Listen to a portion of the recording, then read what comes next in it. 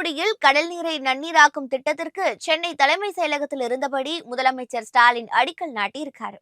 தூத்துக்குடி மாவட்டம் முள்ளக்காடு கிராமத்தில் நாளொன்றுக்கு 60 மில்லியன் லிட்டர் உற்பத்தி திறன் கொண்ட கடல் நீரை நன்னீராக்கும் ஆலை நிறுவப்பட இருக்கு.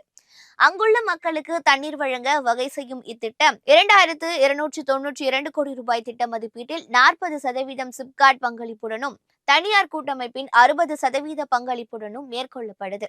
இத்திட்டம் தூத்துக்குடி சிப்காட் தொழில் பூங்காவில் அமைந்துள்ள நிறுவனங்களுக்கு மட்டுமல்லாது சுற்றுலா பகுதிகளில் உள்ள தொழில் நிறுவனங்களுக்கும் குழாய் மூலம் தடையில்லாத நீர் வழங்குவதை உறுதி செய்யும் என கூறப்படுது.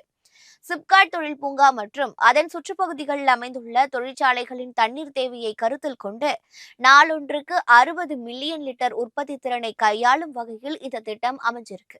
இதனால வரும் காலங்களில் தாமிரபரணி ஆற்று நீரானது பொதுமக்களின் குடிநீர் தேவை மற்றும் விவசாயத்திற்கு மட்டுமே பயன்படுத்தப்படுது.